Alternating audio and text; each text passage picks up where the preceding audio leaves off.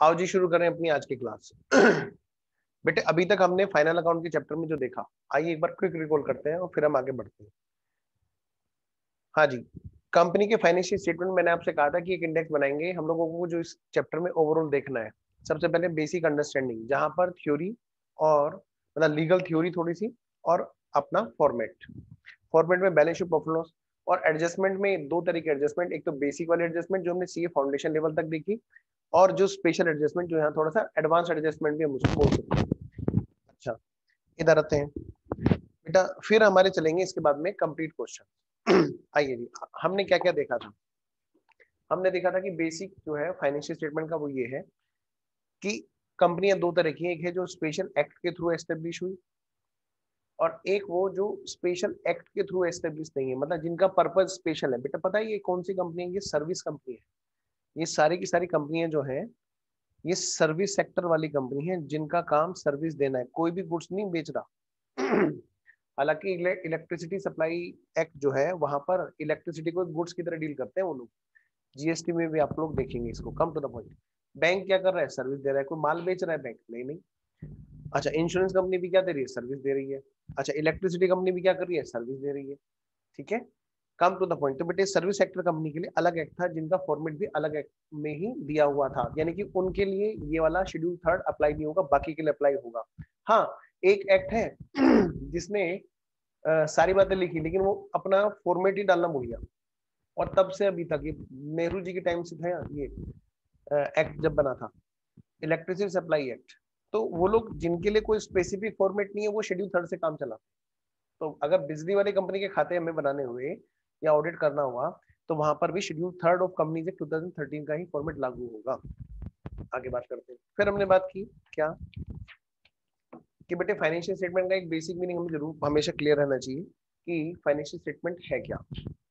मैंने आपसे कहा था बेटे, फाइनेंशियल स्टेटमेंट की हमें एक टेक्निकली डेफिनेशन अपने आपको चाहिए, कि जिससे कि हमें पता रहे फाइनेंशियल स्टेटमेंट में क्या क्या चीज शामिल होती है। Balance sheet statement, profit and loss, notes to accounts. एक पॉइंट जो हमें एक्स्ट्रा देखना है वो है statement showing change in equities. क्या? Statement showing change in equities. Okay, तो ये हमें एक्स्ट्रा देखना है बेटा। आगे बढ़ते हैं। लो जी, और बाकी रही बात कैश फ्लो स्टेटमेंट, वो बेटे भले ही हमारे स्टडी मेट में चैप्टर एक अलग से दे रखा है, लेकिन हम उसको अलग से नहीं, इसी चैप्टर का पार्ट मान करके पढ़ेंगे, क्योंकि फाइनेंशियल स्टेटमेंट का ही पार्ट होता है कैश फ्लो स्टेटमेंट। वैसे भी क्या होता है ना, कि अगर हम सोचें कि अरे अभी तो वो वाला चैप्टर भी पढ़ना है, अरे वो वाला चैप्टर भी पढ़ना है। बेटे जॉगिंग गए हो तो कभी आपको क्या होगा, आपको दिखाई देगा बहुत दूर तक जाना है, तो आप जॉगिंग करोगे, ठीक है ना। और जब ये सोचोगे कि अरे अरे बस इतना सा है, तो आप क्या करोगे? आप बड़े अच्छे से काम करोगे। तो ध्यान से बेटे, पढ़ने का सिर्फ एक तरीका होता है, हमें क्या करना है, उस चीज को छोटा करके पढ़ना है। कहते हैं बहुत छोटा करके।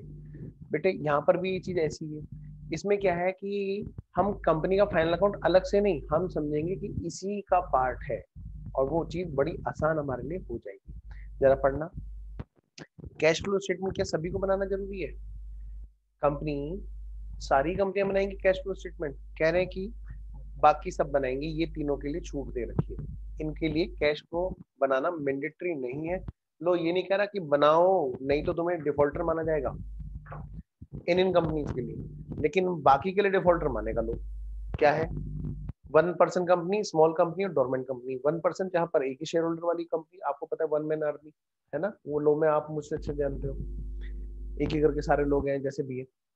स्मॉल कंपनी जहां पर छोटी कंपनीज है, ठीक है ना। डोरमेंट कंपनी जो इनएक्टिव कंपनी है, जो सिर्फ हवाबाजी कर रही है खाली, उसमें ट्रांजेक्शन हो ही नहीं रही है, इनएक्टिव कंपनी बोल सकते हैं। फिर कुछ थोड़ी सी लीगल रिक्वायरमेंट हमने पढ़ी थी, कि भाई कंपनी की ड्यूटी है कि वो अपनी बुक्स ऑफ अकाउंट को कहाँ पर रखेगी? रजिस्टर्ड ऑफिस पे। और रजिस्टर्ड ऑफिस पे नहीं रखेगी, कहीं और रखेगी, तो उसके लिए आरओसी को बताएगी नोटिस देकर के, तभी वो वहां पर लेके जाएगी दूसरी जगह पे। एक्रूअल बेसिस पे मेंटेन करेगी, और इलेक्ट्रॉनिक वो रिकॉर्ड मेंटेन कर सकते हैं उस तरह से जैसे कि लोग बताए।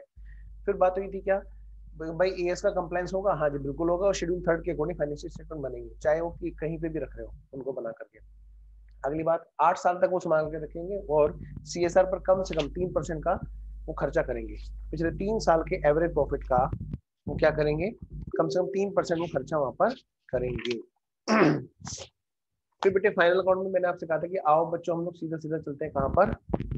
एडजस्टमेंट पर, स्पेसिफिक वाली एडजस्टमेंट पर चलते हैं। बेटा स्पेसिफिक वाली एडजस्टमेंट पे चले अगर हम, तो हमें थोड़ा सा ध्यान रखना पड़ेगा यहाँ पे क्या, कि 4 एडजस्टमेंट है जिसमें से पहली एडजस्टमेंट हमने कल की थी, अकाउंटिंग फॉर टैक्सेस, जहां पर मैंने आपसे कहा था कि बेटे provision for tax, advance tax और टैक्स लायबिलिटी, ये 3 अकाउंट हमें ध्यान रखने होते हैं। जरूरी नहीं कि तीनों अकाउंट बने, हो सकता है एडवांस टैक्स से सीधा प्रोविजन फॉर टैक्स में ट्रांसफर कर दिया जाए टैक्स का पेमेंट, जितना भी लायबिलिटी वहां पे बनती है। तो शॉर्टकट्स आर देयर। पहले मैं लॉन्ग रूट से लेके चलता हूँ, एक बार रिकॉल कर रहे हैं हम लोग।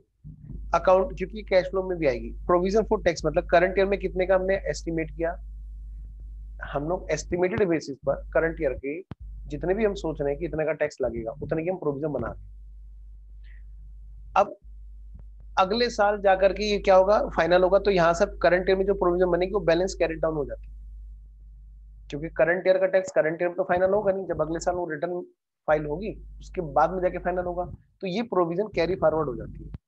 इसी तरह से बेटे पुरानी प्रोविजन चली आ रही होती है पिछले साल की, और उसमें से कुछ टैक्स फाइनल होता है करंट ईयर में रिटर्न भरने के बाद। 143 सबसेक्शन 1 का समरी असेसमेंट का एक नोटिस आता है, आपको इतना याद रखने की जरूरत नहीं है, सिर्फ आपका लिंक बनाने के लिए मैं बताता हूँ, ताकि आप जब कल को टैक्स पढ़ें तो आपको मजा आ जाए, आप कहो अरे यार ये तो बात हमें सर ने वहां पर बता भी दी थी, भले ही हम अकाउंट पढ़ रहे थे लेकिन उन्होंने पूरा लिंक बनाया था।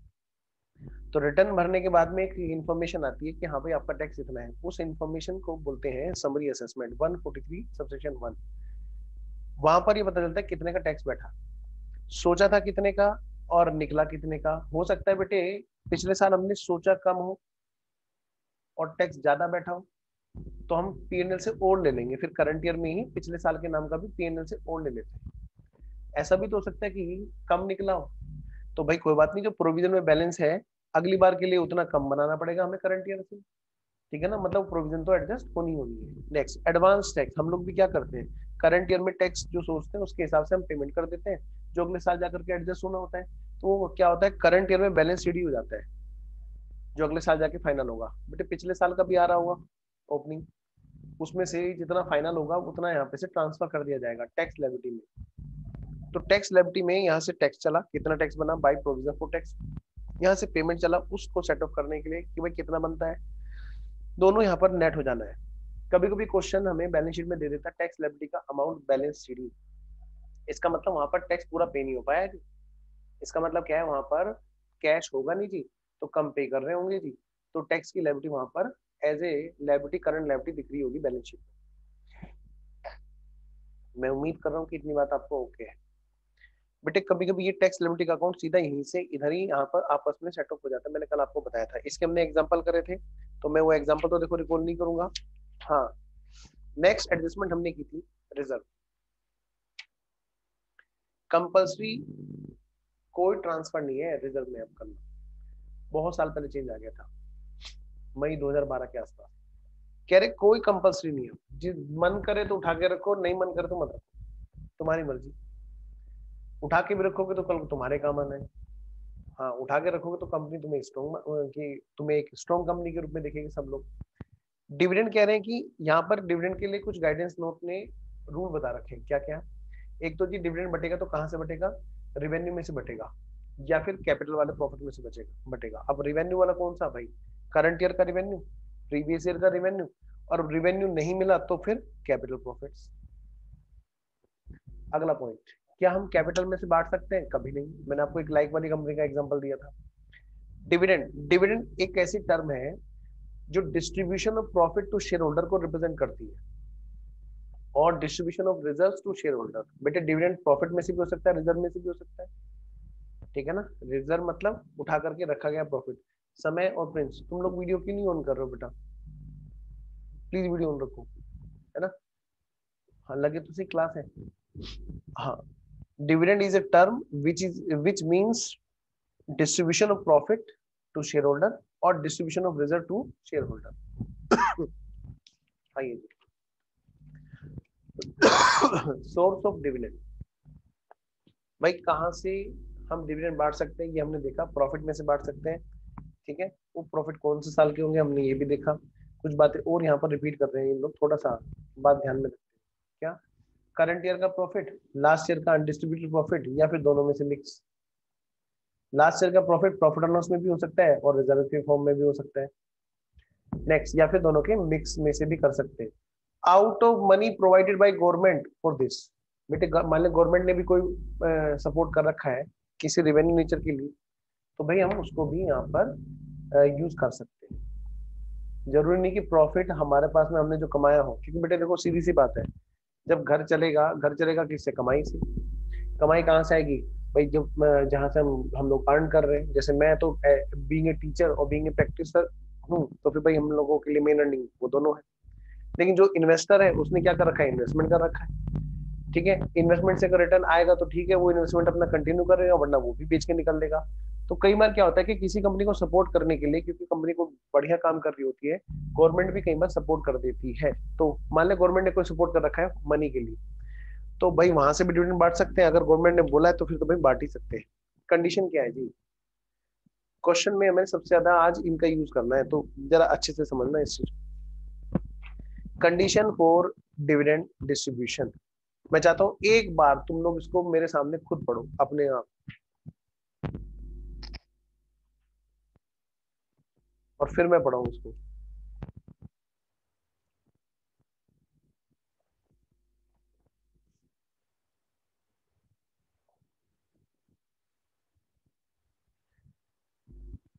Dividend must be provided, dividend must be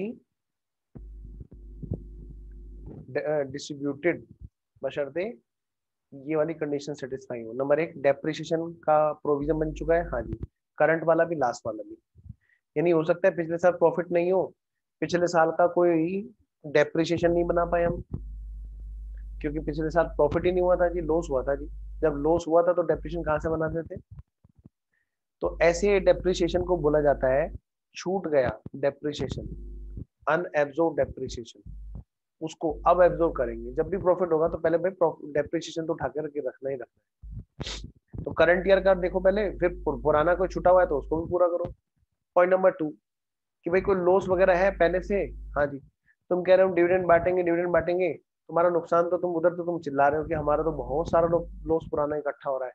आज तुम कह रहे हो हम तो पटाखे छुटाएंगे, भाई पहले उस लॉस को तो पूरा कर लो, पटाखे तभी छुटाना। तो डिविडेंड तभी डिस्ट्रीब्यूट करना जब पहले वो पुराने वाला लॉस खत्म कर लो। अगला point, maximum withdrawal from reserve, कि रिजर्व से कितना निकाल सकते हैं जी ज्यादा से ज्यादा? रिजर्व से कितना निकाल सकते हैं ज्यादा से ज्यादा? इसके लिए बेटे ध्यान से, यहाँ पर दो रूल है। एक को बोलो माता जी है, दूसरे को बोलो पिताजी है। घर में रहना है तो दोनों की बात माननी होगी, अदरवाइज बेटे घर से बाहर। तो रूल नंबर 3 कहता है कि ज्यादा से ज्यादा इतना निकाल सकते हैं, रूल नंबर 4 कहता है ज्यादा से ज्यादा इतना निकाल सकते हैं। आप कहोगे सर क्या बात कर रहे हो, रूल नंबर 4 ये कहाँ कह रहा है? मैंने कहा उसने ये बोला ना कि इतना छोड़ना है, इसका दूसरा सेंस भी यही निकलता है कि ज्यादा से ज्यादा इतना निकाल सकते हो आप।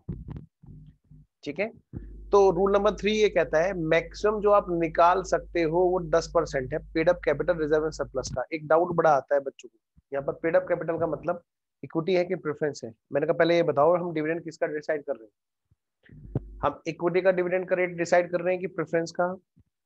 हम डिसाइड कर रहे हैं इक्विटी का, ध्यान रखना बेटा। किसका? इक्विटी का। इक्विटी का। प्रेफरेंस का तो हमें ऑलरेडी दे रखा है। क्या? प्रेफरेंस का तो हमें ऑलरेडी दिया होता है, तो हम ये डिसाइड कर रहे होते हैं इक्विटी का। तो बार बार हमारे को मन ये करता है कि हम यहाँ पर सिर्फ इक्विटी की पेड अप कैपिटल लें। नहीं, ऐसा नहीं करना है। क्यों ऐसा क्यों नहीं करना है सर? क्योंकि बेटे ये जो रूल बनाया है, ये रूल इस बात के लिए बनाया है कि आपने जो प्रॉफिट उठा करके रखा रिजर्व में, समझना मेरी बात को, आज तुम्हें उस गहराई तक उतरना है जो गहराई मैंने कल क्लास में जानबूझ के रोकी थी, और मैं चाह रहा था कि आपका माइंड इसमें चले। बेटा रिजर्व में प्रॉफिट उठा के रखा, बताओ कौन सा प्रॉफिट रखेंगे? जो प्रॉफिट आफ्टर टैक्स होगा। बिल्कुल सही बात है। वो प्रॉफिट किसका होगा जी? वो प्रॉफिट दोनों का होगा, इक्विटी का भी प्रेफरेंस का भी। वरना डालो प्रेफरेंस का डिविडेंड और फिर उठा के रखते रिजर्व में, ऐसा कभी होता ही नहीं है। जब भी प्रॉफिट उठा के रखा जाता है, प्रॉफिट आफ्टर टैक्स उठा के रखा जाता है, और वो प्रॉफिट आफ्टर टैक्स बेटे दोनों के नाम का होता है, इक्विटी का भी प्रेफरेंस का भी। जब उठा करके रखा तो कल को जब भी हम डिविडेंड बांटेंगे इक्विटी को तो पहले प्रेफरेंस को नहीं देंगे क्या? बिल्कुल देंगे। तो इसीलिए यहाँ पर जब भी कोई कंडीशन लगी है तो उस कैपिटल को भी साथ में शामिल कर लिया गया है, भले ही उसके लिए रेट ना डिसाइड कर रहे हो, प्रेफरेंस को भी साथ में काउंट किया है। वरना उनको लगेगा अरे यार हमारी तो बात कर ही नहीं रहे तुम लोग, तो पैसा तो हमारा भी उठवा उठवा के रख दिया तुमने। तो हमेशा ध्यान रखना यहाँ पे पेड अप कैपिटल वर्ड जहाँ है वहाँ इक्विटी नहीं है खाली, वहां पर प्रेफरेंस भी शामिल है। ये बड़ा डाउट रहता है बच्चों को। तो मैक्सिमम विड्रॉल कितना करेंगे? इक्विटी और प्रेफरेंस दोनों की कैपिटल को हमने पेड अप को जोड़ लिया और रिजर्व एंड सरप्लस को जोड़ लिया, उसका 10%, ज्यादा से ज्यादा बस ये निकाल सकते हैं जी। अगला पॉइंट, मिनिमम बैलेंस जो रखना है रिजर्व में, यानी कि विड्रॉल तो कर लो लेकिन आप ये ध्यान रखना इतना उसमें छोड़ना भी है क्या? बस उसके लिए भी बताया कि कम से कम 15% तो छोड़ना है। छोड़ना है 15% किसका? पेड अप कैपिटल का। इसका मतलब क्या है? बाकी का निकाल सकते हैं। इसका मतलब क्या है बेटा? बाकी का निकाल सकते हैं। आइए जी तो पेड अप कैपिटल यहाँ पर भी इक्विटी और प्रेफरेंस दोनों की जोड़ करके दबाएगी और उसका फिर 15% किया जाएगा। एक लास्ट वाली बात, रेट ऑफ डिविडेंड। डिविडेंड का जो रेट है वो कितना होगा जी? वो कैसे डिसाइड होगा जी? कहते हैं कि लो ये कहता है कि भाई पिछले 3 साल में जो भी तुमने डिविडेंड बांटा उनके रेट्स का एवरेज कर लो, पिछले 3 साल का, और जो ये एवरेज आएगा बस उससे ज्यादा आप नहीं दे सकते इक्विटी को। बात इक्विटी की हो रही है जी, प्रेफरेंस का तो परसेंटेज ही फिक्स है वहां पे लिखा हुआ है। ठीक है, तो एक काम करते हैं, कुछ क्वेश्चंस हैं जो हमें करने हैं। आइए जी मैं क्वेश्चन निकालता हूँ आपके लिए, 1 मिनट। अब क्योंकि हम लोग यहाँ पढ़ ही रहे हैं तो हम लोग तो यहाँ पर बुक भी शेयर कर सकते हैं। 1 मिनट होल्ड कर लो। आओ जी मैं लिखाता हूँ एग्जाम्पल देखो जी फटाफट से।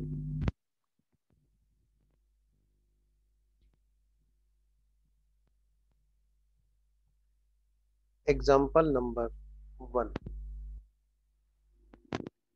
बेटे कंपनी है,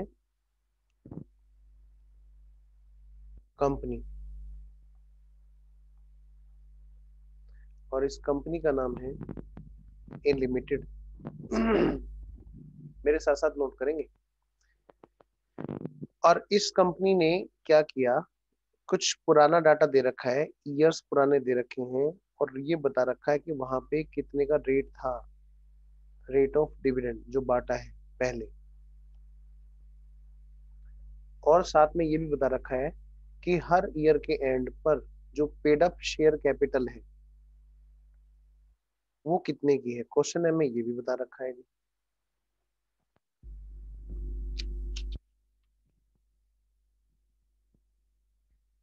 हाँ जी, सीरियल नंबर लो भाई, 2 3 4 5, पिछले 5 साल का डाटा दे रखा है।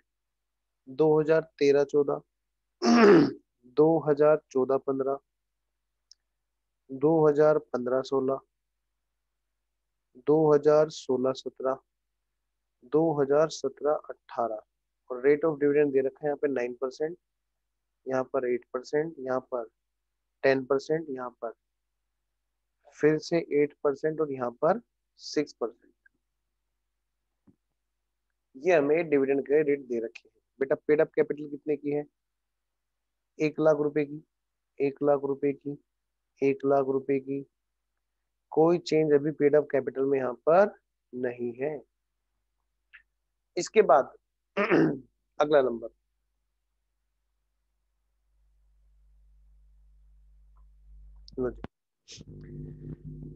क्वेश्चन में कुछ और इंफॉर्मेशन दे रखी है। सम इंफॉर्मेशन हमें क्वेश्चन में प्रोवाइड कर रखी है।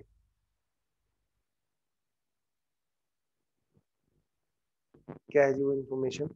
क्वेश्चन ये कह रहा है रिजर्व जो है ना, रिजर्व एज एट 1/4/2018 को 50,000 रुपए का था। कितने का? 50,000 रुपए का था। और बता रखा है क्वेश्चन में in the current year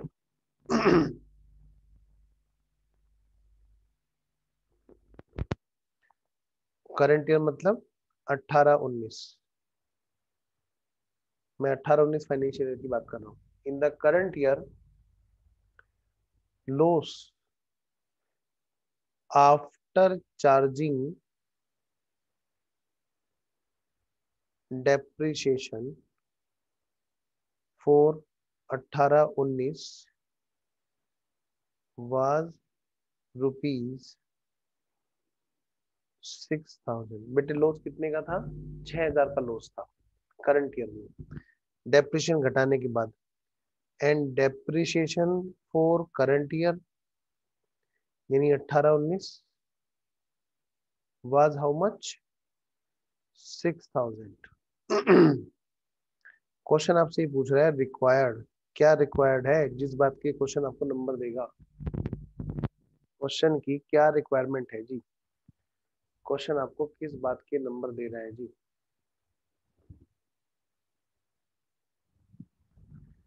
question की रिक्वायरमेंट है जी, क्वेश्चन ये चाहता है आपसे जी कि company wants to declare the dividend. Company चाहती है कि वो डिविडेंड को डिक्लेयर करे at the rate of 8.5%, 8.5% for financial year 18-19। Can company do so? Question आपसे ये पूछना चाहता है, एक बार ट्राई करोगे क्या खुद से? मैं वेट करता हूँ, आप एक बार खुद से ट्राई करोगे।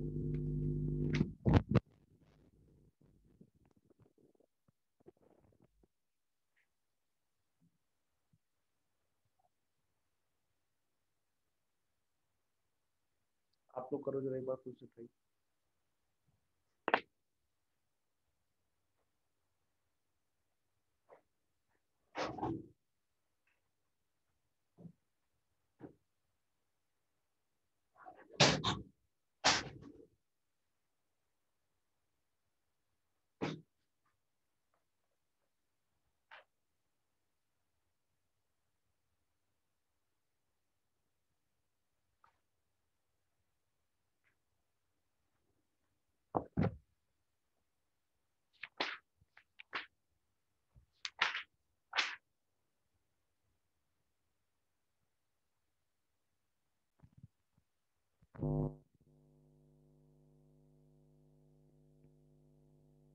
बोलो ना, हो गया क्या?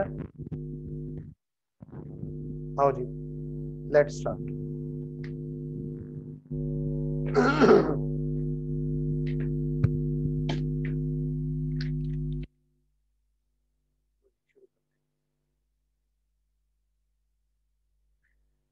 बेटे क्वेश्चन को ना एक सीक्वेंस में लेके जाना है। किसमें? एक सीक्वेंस में लेके जाना है। जैसे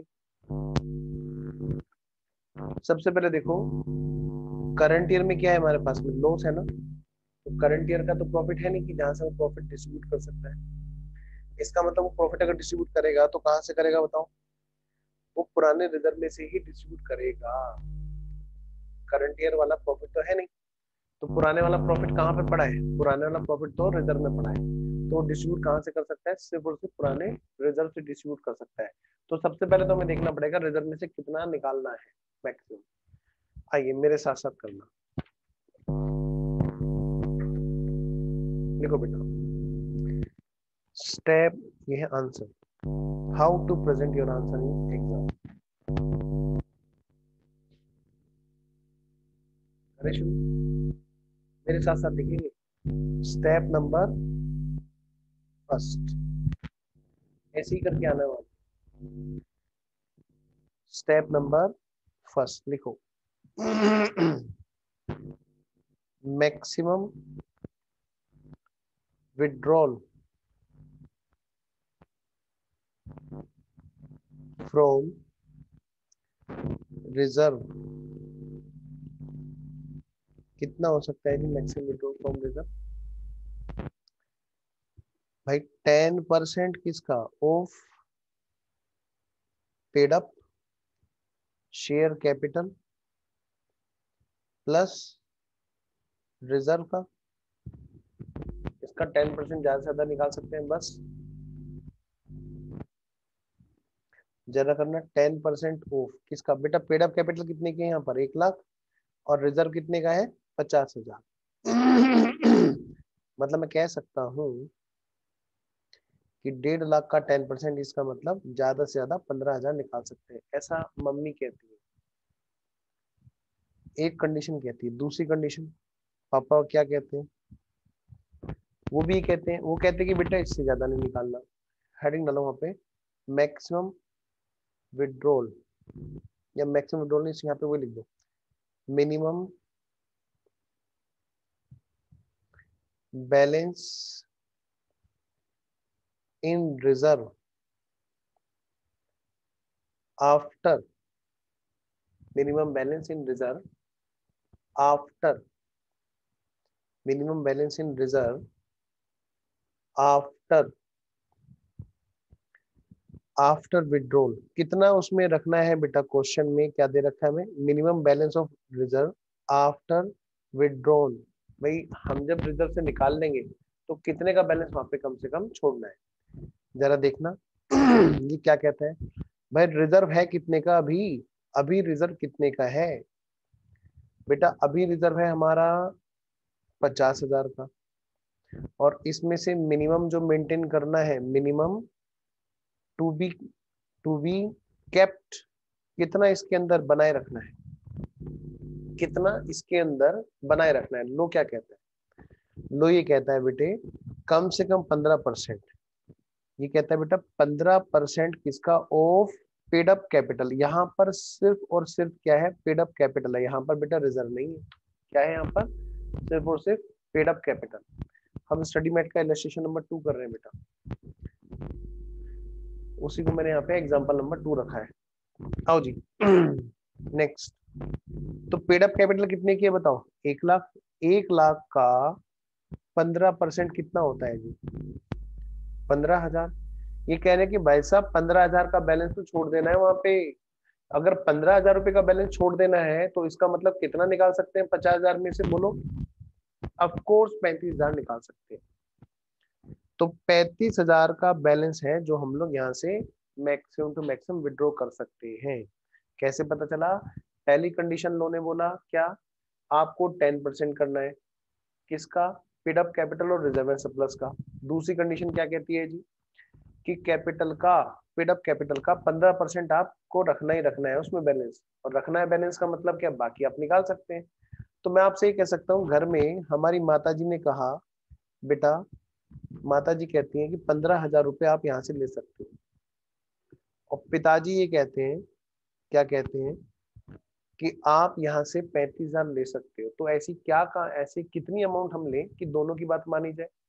है ना, कभी भी लो में कंडीशन अगर दे रखी है दो अलग अलग बेटे, तो दोनों कंडीशन कंप्लाई होनी मस्त है ना। तो कितना निकाल सकते हैं मैक्सिमम टू मैक्सिमम? 15,000, जो दोनों में से कम है। स्टेप नंबर 3, तो मैक्सिमम टू मैक्सिमम अलाउड कितना है to withdraw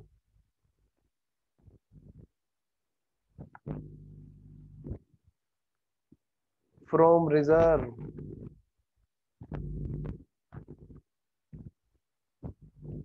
is equal to lower of condition 1 and 2। बेटा कितना अलाउड है? Is equal to how much? 15,000। सबसे पहली बात 15,000 रुपए है जो ज्यादा से ज्यादा अलाउड है विड्रॉ करना। क्या ये पूरा का पूरा 15,000 हम डिस्ट्रीब्यूट कर सकते हैं? Step number 4। स्टेप नंबर 4 का मैं हेडिंग डाल रहा हूँ, स्क्रीन पे नहीं दिखा रहा हूँ आप, ताकि ये नोट कर ले। तो स्टेप नंबर 4 है हमारा मैक्सिमम अलाउड टू डिस्ट्रीब्यूट। अभी जो मैंने स्टेप नंबर 3 में लिखा वो क्या लिखा? Maximum allowed to withdraw from reserve. कितना मैक्सिमम टू मैक्सिमम अलाउ हो सकता है रिजर्व से निकालना।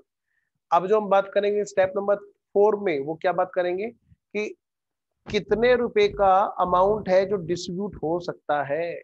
बेटे 15,000 निकालेंगे कि नहीं निकालेंगे बोलो, है ना। करंट ईयर में क्या है, लॉस है। मैं दोबारा से दिखा देता हूँ एक बार क्वेश्चन। क्वेश्चन क्या था जी हमारा, निकल ये है बेटा हमारा क्वेश्चन। तुम अभी साथ में जुड़े हो तो तुम्हें ताकि पता चल जाए, इसका ना स्क्रीनशॉट ले लेना। ये क्वेश्चन है, एक कंपनी है उसमें 5 साल का डाटा दे रखा है। करंट ईयर में बता रखा है कि भाई करंट ईयर की ओपनिंग में रिजर्व 50,000 का है और हर साल की कैपिटल भी बता रखी है।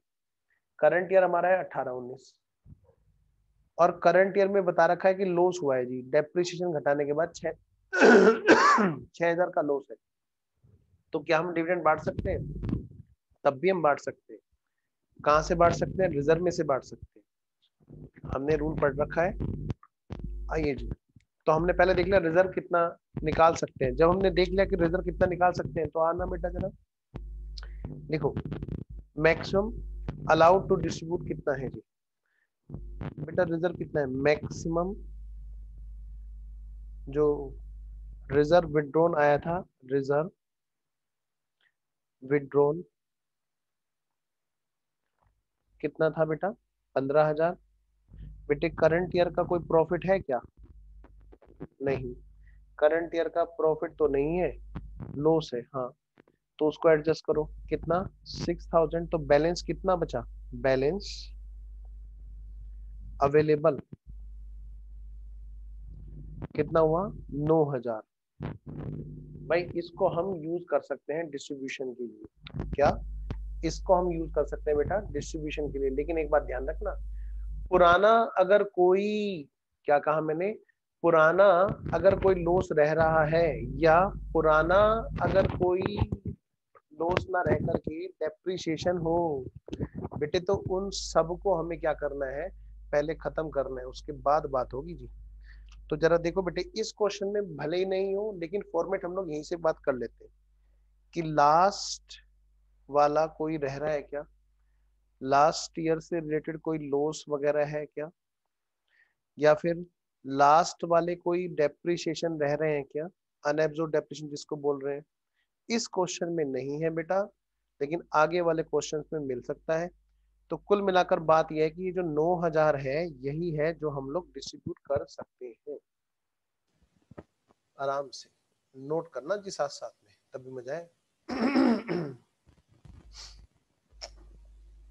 आ जाओ आगे बढ़ते हैं। अगली बात,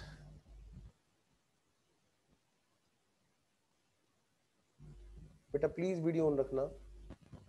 हाँ जी, सारे बच्चे वीडियो ऑन रखेंगे। मैं ये कह रहा हूँ बेटे, ये डिस्ट्रीब्यूट कर सकते हैं, ये बात तो तय हो गई।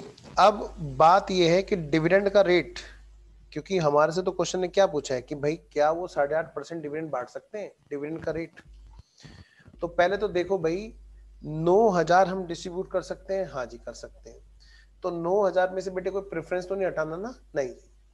जरा देखना क्या है, एक्चुअल परमिजिबल डिविडेंड रेट, यहां पे हमारा आंसर निकलेगा कि हम कितना मैक्सिमम टू मैक्सिमम डिविडेंड का रेट दे सकते हैं। क्योंकि क्वेश्चन ये कह रहा है कि बताओ भाई कंपनी जो है 8.5% का डिविडेंड रेट दे सकती है कि नहीं दे सकती है। तो सबसे पहली बात तो है ये वाला पॉइंट, जो स्टेप 4 के अकॉर्डिंग मैक्सिमम जो अलाउड आ रहा है, मैक्सिमम अलाउड कितना आ रहा है बेटा, भाई 9,000 हम डिस्ट्रीब्यूट कर सकते हैं। और पेड अप कैपिटल कितने की है बेटा, 1,00,000 की, इनटू 100। मैक्सिमम टू मैक्सिमम कितना कर सकते हैं, 9% कर सकते हैं। मैक्सिमम टू मैक्सिमम हम कितना प्रॉफिट डिस्ट्रीब्यूट कर सकते हैं, 9% कर सकते हैं। तो क्या ये हमारा डिविडेंड रेट 9% का आ गया?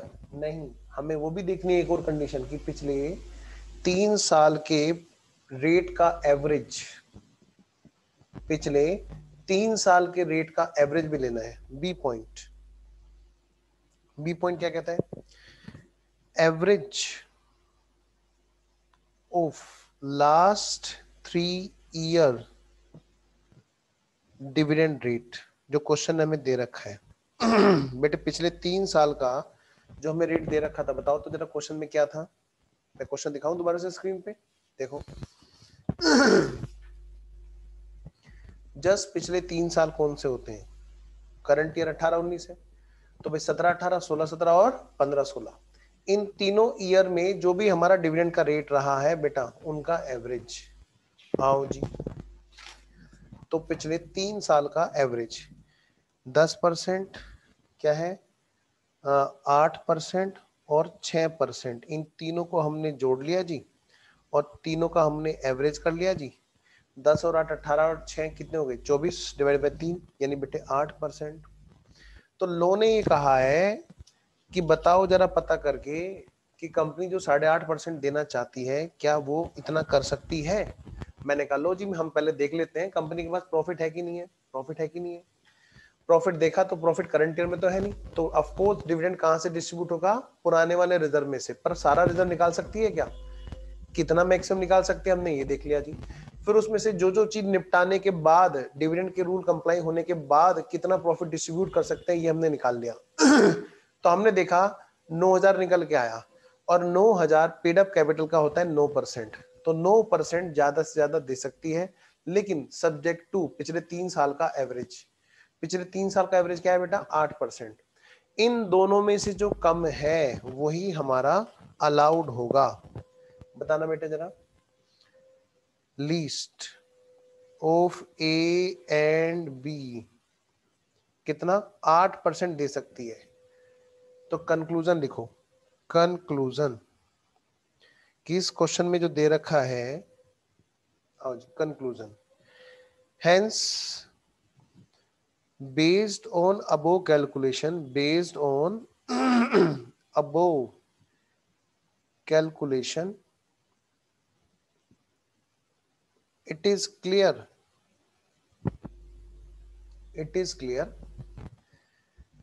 that, बेटा ऐसे ही प्रेजेंट करना एग्जाम में, dividend can not be more than, dividend can not be more than 8%. So company cannot distribute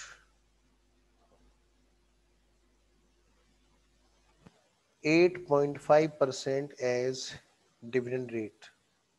बेटे कंपनी कितना कर सकती है ज्यादा से ज्यादा?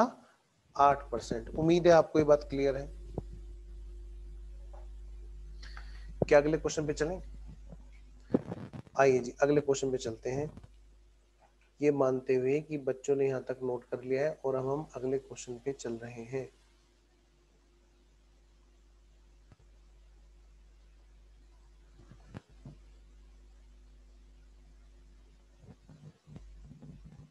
लो जी, मैं स्क्रीन पे आपको दिखा रहा हूं, और ये आ गया आपके सामने स्क्रीन पे question 1 2 3।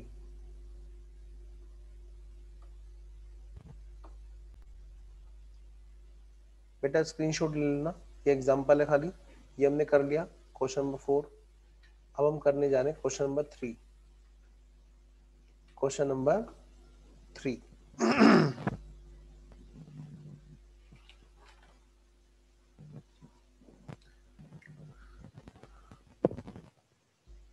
Question number 3।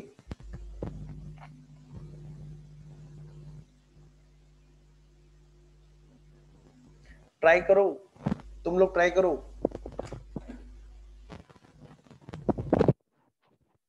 Shanu, Nikhil, Rao साहब, बेटा वीडियो ऑन रखो आप लोग भी।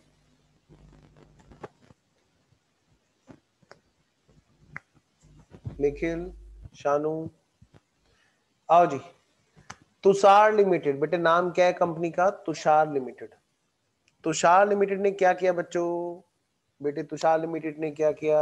उसकी इक्विटी शेयर कैपिटल है बच्चों 100 लाख की। निखिल बेटा वीडियो ऑन रखो।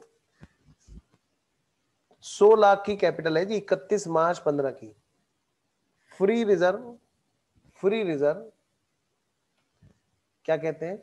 फ्री रिजर्व कितने का है जी? 31 मार्च 2014 का बता रखा है। किसका बता रखा है? 2014 का 31 मार्च का। मतलब मैं कह सकता हूं पिछले साल का एंडिंग और करंट ईयर का ओपनिंग।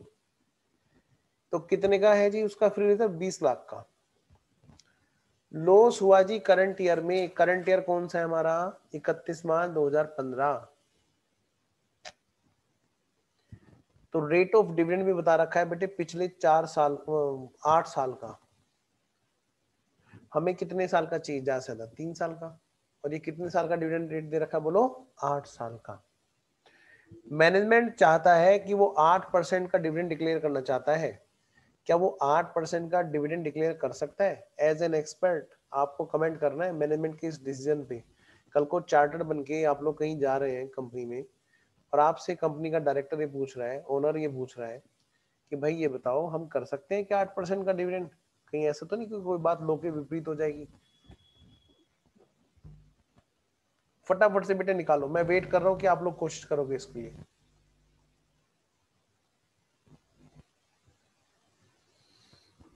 ट्राई करो बेटा।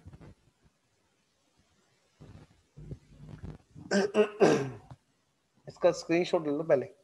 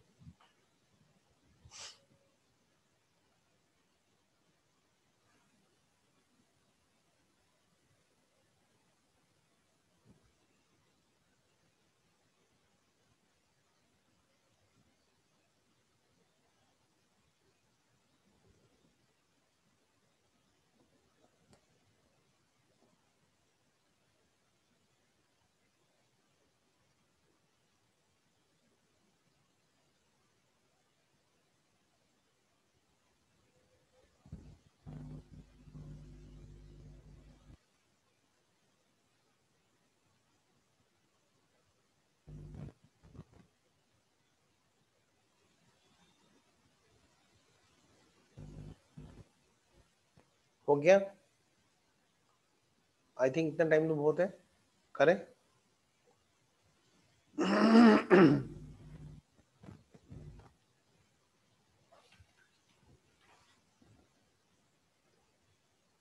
चलिए आइए मैं शुरू हो जाता हूँ।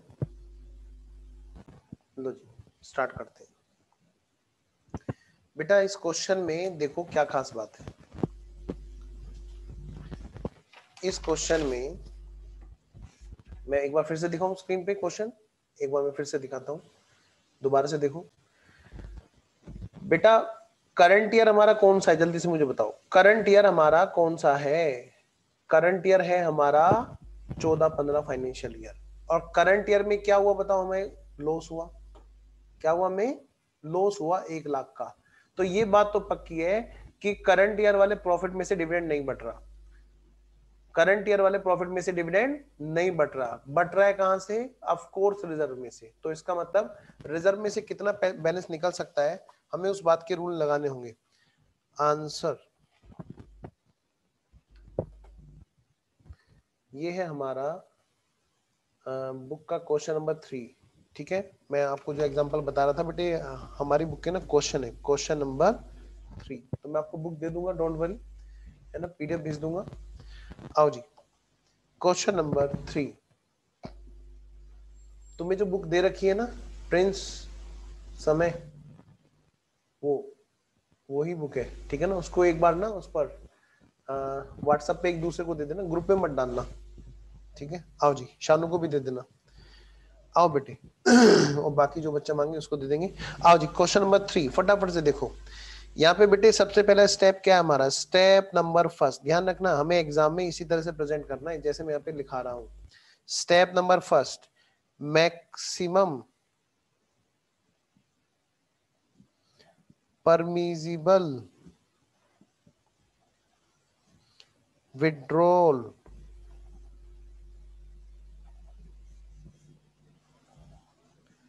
फ्रॉम रिजर्व कितने का है जी। हमें लो ने क्या बोल रखा है, ध्यान रखना यहाँ पे बेटे, फिगर्स किस में है हमारी, लैक्स में। फिगर्स इन लैक्स, फिगर्स किस में बेटा, लैक्स में। कितना मैक्सिमम टू मैक्सिमम विड्रॉ कर सकते हैं भाई, 10% किसका, of course paid up capital, paid up share capital plus reserve and surplus. ठीक है बेटा, 10% किसका, पेड अप कैपिटल कितने की है हमारी, 100 लाख, प्लस रिजर्व कितने का है, 20 लाख। कोई दिक्कत हो किसी को, मैं दोबारा से दिखा देता हूँ स्क्रीन पे हो सकता है किसी को लिंक करने में दिक्कत हो। बेटा करंट ईयर है हमारा 14-15, करंट ईयर की स्टार्टिंग डेट क्या है, 1 अप्रैल 2014, और ईयर एंडिंग की डेट क्या है, 31 मार्च 2015। कैपिटल हमारी 31 मार्च 2015 की कितने की है, 100 लाख की। और रिजर्व हमारे पास कितने का है, पुराना, करंट में तो लॉस है, पुराना वाला रिजर्व कितने का है, 20 लाख का। तो 100 और 20 कितना हो गया, 120 लाख। 120 लाख का 10%, यानी बेटे 10% of 120 lakh is equal to 12 lakh हम लोग मैक्सिमम टू मैक्सिमम विड्रॉ कर सकते हैं, ऐसा पिताजी कहते हैं, माताजी कहती है, मतलब कंडीशन नंबर 1 कहती है।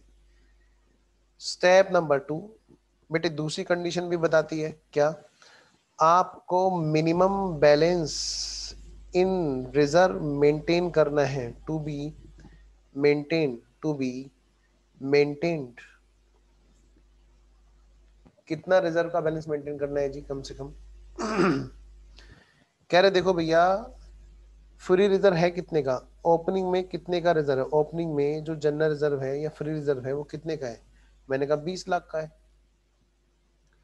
आपको इसमें मेंटेन करना है, यानी कि लेस टू बी मेंटेन, कितना इसमें मेंटेन करना है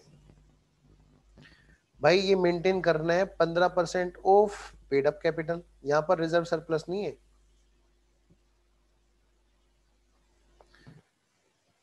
बेटा। पेड अप कैपिटल कितने की है, 100 लाख की, तो 15% ऑफ 100 लाख, यानी कि 15 लाख का इस यहाँ पर आपको मेंटेन करना है, यानी आप निकाल कितना सकते हो, 5 लाख ज्यादा से ज्यादा। तो कंडीशन नंबर 2 क्या कहती है कि आप निकाल सकते हो ज्यादा से ज्यादा 5 लाख। कंडीशन नंबर 1 क्या कहती है, आप रिजर्व से कितना ले सकते हो, ज्यादा से ज्यादा 12 लाख। तो अगर मैं दोनों कंडीशन के कंप्लायंस करूंगा तभी तो मैं कुछ डिस्ट्रीब्यूशन कर पाऊंगा। तो बेटा हमारा जो स्टेप नंबर 3 है वो ये बताता है कि आप मैक्सिमम टू मैक्सिमम कितना आप रिजर्व से विड्रॉ कर सकते हैं, मैक्सिमम अलाउड टू विड्रॉ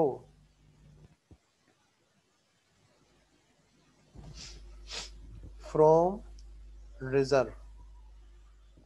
भाई आप डिविडेंड डिस्ट्रीब्यूट करने के लिए रिजर्व से ज्यादा से ज्यादा कितना निकाल सकते हैं, ये आएगा क्या, लोअर ऑफ 1 एंड 2, मतलब बेटे दोनों में कम क्या है, 5 लाख। ज्यादा से ज्यादा हम इतना विड्रॉ कर पाएंगे ताकि हमारी दोनों कंडीशन सेटिस्फाई हो जाए। अब इतना तो हम विड्रॉ कर सकते हैं, पर क्या सारा का सारा डिस्ट्रीब्यूट कर सकते हैं, समय, प्रिंस, निखिल, बेटे वीडियो ऑन करो ना, देखो शानू ने भी वीडियो ऑन कर रखी है। तुम क्या सोच रहे हो, ना खाऊंगा ना खाने दूंगा। कैमरा बंद करके चुपचाप अकेले अकेले खाना चाहते हो? समय जल्दी आओ वापस। समय देखना सो गया क्या? निखिल ने तो वीडियो ऑन ही नहीं की। हाँ भाई समय, हाँ ये देखो मुंह चल रहा है समय का, मैं पहले कह रहा था। हाँ निखिल तो लगा पड़ा है खाने में, निखिल ने वीडियो ऑन ही नहीं की। Very good. आओ जी, स्टेप नंबर 3 क्या है भाई? कितना ज्यादा से ज्यादा हम लोग विड्रॉ कर सकते हैं? हमने कहा भैया लो हो गया 5 लाख। स्टेप नंबर 4, क्या सारा का सारा डिस्ट्रीब्यूट कर सकते हैं? Maximum allowed to be distributed, भाई कितना हम डिस्ट्रीब्यूट कर सकते हैं ये भी तो देखो। क्या सारा का सारा? नहीं बेटे, लॉ में कुछ कंडीशंस है, उनको हमें अच्छा अनम्यूट का ऑप्शन ऑन कर दूं? तो मैं कर देता हूं।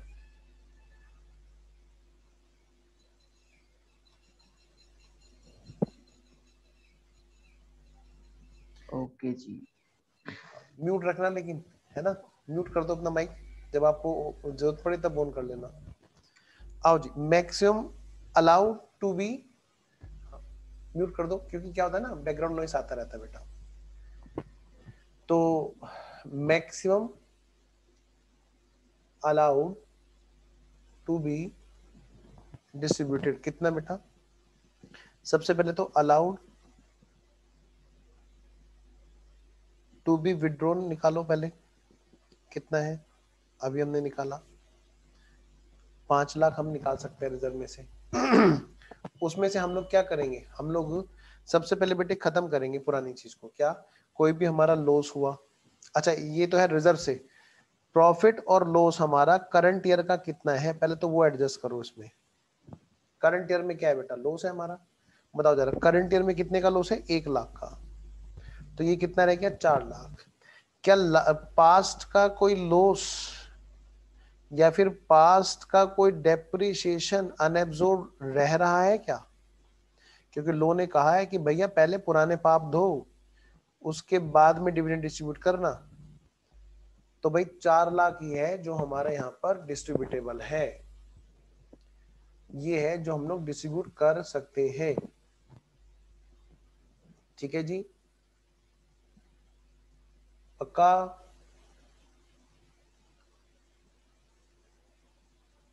आओ जी, यही है जो हम डिस्ट्रीब्यूट कर सकते हैं। अब ये सारा का सारा डिस्ट्रीब्यूट कर सकते हैं, ये तो बात समझ में आ गई, लेकिन हमें हमारा पर्पज क्या है? हमारा पर्पज है कि कितने का डिविडेंड का रेट होगा। देखो क्वेश्चन ने पूछा क्या है, क्वेश्चन ने क्या पूछा है, पढ़ो। कम मैनेजमेंट चाहता है 8% इक्विटी शेयर डिविडेंड देना, तो क्या वो दे सकता है? इस पर वो आपसे कमेंट चाहता है। तो पहले तो तुम क्या करोगे? पहले अपने आप को सेटिस्फाई करो। स्टेप नंबर 5, तो भाई इस हिसाब से जो एक्चुअल परमिजिबल रेट है वो हमारा कितना है? आओ जी, कितना है जी? Actual permissible, actual permissible dividend rate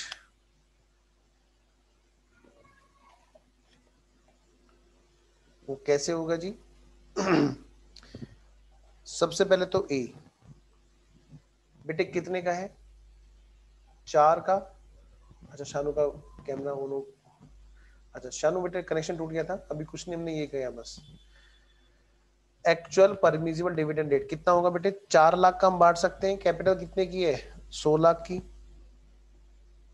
4 lakh का हम डिस्ट्रीब्यूट कर सकते हैं, और कैपिटल कितने की है बेटा? 100 लाख की। तो कितना परसेंट है? 4%। बी पॉइंट, बी पॉइंट ये कहता है कि लास्ट 3 इयर्स डिविडेंड रेट्स का एवरेज लेना है। क्या लेना है? एवरेज लेना है। बेटे पिछले 3 साल का क्या रेट है जरा देखना, जस्ट पिछले 3 साल, ये रहा भाई 11%, 10% और 9%। लेटेस्ट वाला लेना है। कभी आप नंबर 1 से शुरू हो जाओ, नंबर 1 तो सबसे पुराना है भाई। 11% प्लस 10% प्लस इतना 9% डिवाइड बाई 3, 19 और 20 और 10 30, 30 डिवाइड बाई 3 यानी कि 10% मैक्स। तो दोनों में से जो लो है, लोअर 4%, ज्यादा से ज्यादा भाई 4% तक दे सकते हैं। 1 मिनट बेटे, मैं 1 मिनट में आया।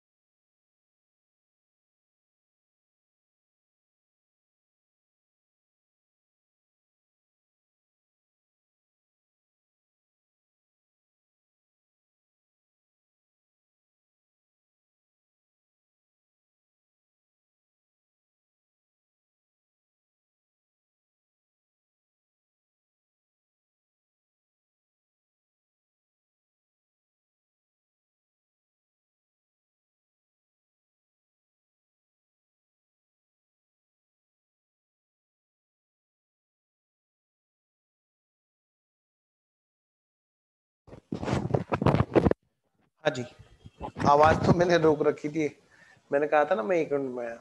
आओ बेटा, लोअर कितना है बेटा इन दोनों में, बताओ तो। 4%। तो भाई 4% से ज्यादा नहीं हो सकता। अब इसी बात को आप वहां पे क्या करोगे, कंक्लूजन। कंक्लूजन एग्जामिनर को आप बेटे लिख के आना। Hence based on above calculation, based on above calculations, we can say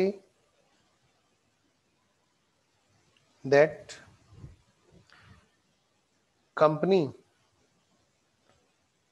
can distribute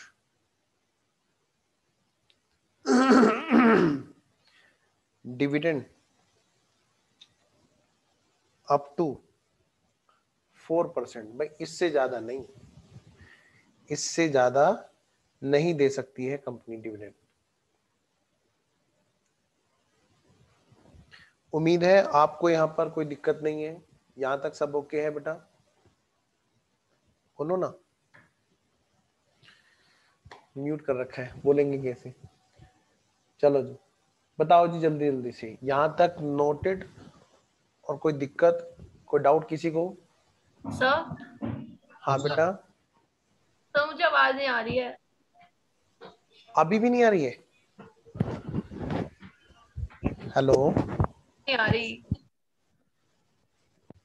तो मैं मानू यहां तक सब ओके है। आइए जी आगे बढ़ते हैं। अगला क्वेश्चन लिखते हैं। क्वेश्चन है हमारा नेक्स्ट ये वाला, मैं स्क्रीन पे लेके आता हूँ क्वेश्चन।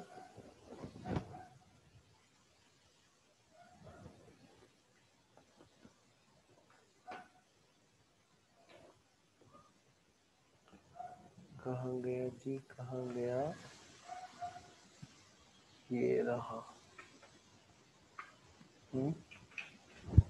चलिए मैं लिखा देता हूँ।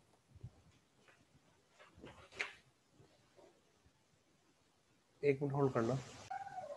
आओ बेटे आगे बढ़ते हैं। ये सारे क्वेश्चन स्टडी मैट के ही क्वेश्चंस हैं, बस नंबरिंग थोड़ा आगे पीछे मिलेगी।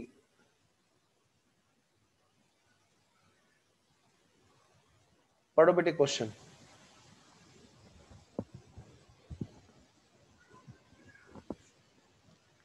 और देखता हूँ कौन बच्चा सबसे पहले करेगा। आज पार्टी करते हैं फिर, अगर बच्चे ने ये सबसे पहले कर दिया तो आज पार्टी करते हैं। चलो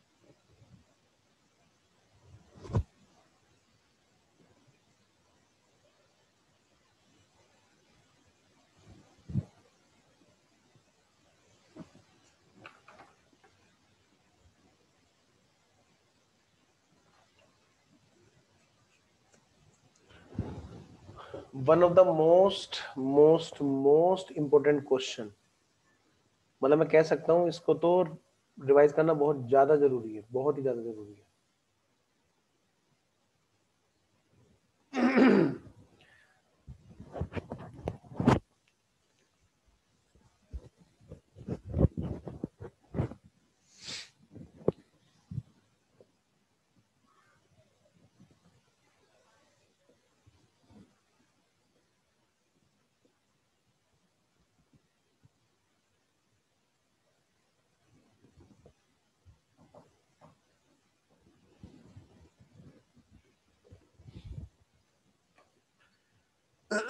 मैंने टाइम दिया कि आप लोग इसको एक बार ट्राई करें।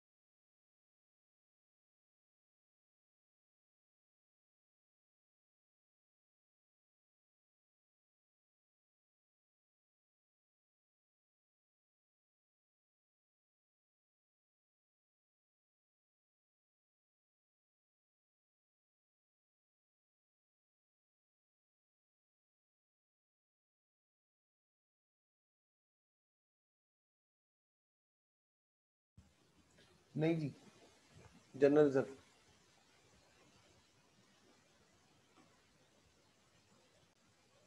जहां से डिविडेंड डिस्ट्रीब्यूट होता है। जल्दी करो जी।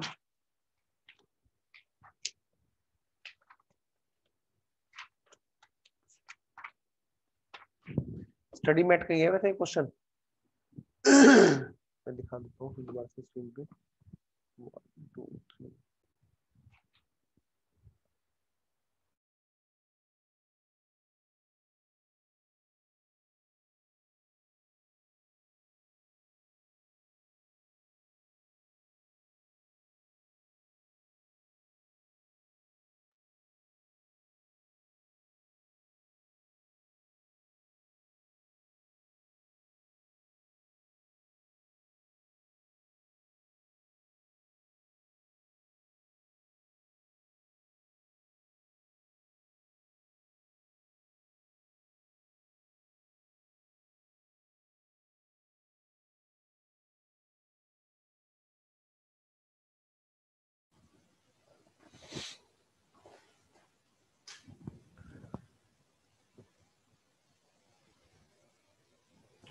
सिर्फ फ्री रिजर्व आएगा उसमें, मतलब जो paid up capital plus free reserve का 10% होता है वो।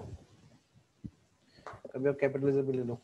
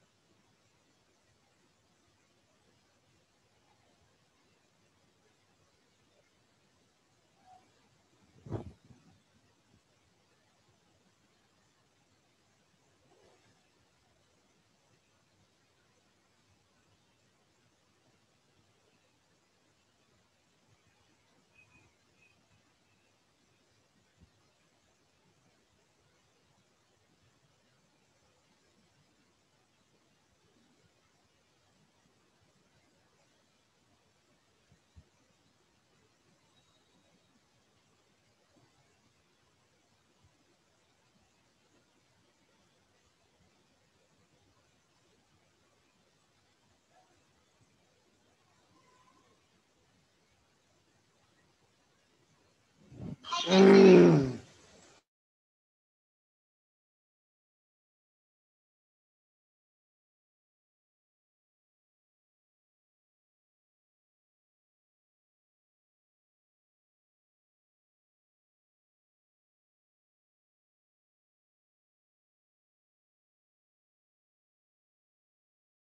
शुरू करते हैं जी।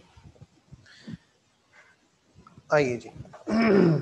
बेटा जो क्वेश्चन है, अब इस क्वेश्चन के अंदर देखो ध्यान से। क्वेश्चन में हमें क्या दे रखा है?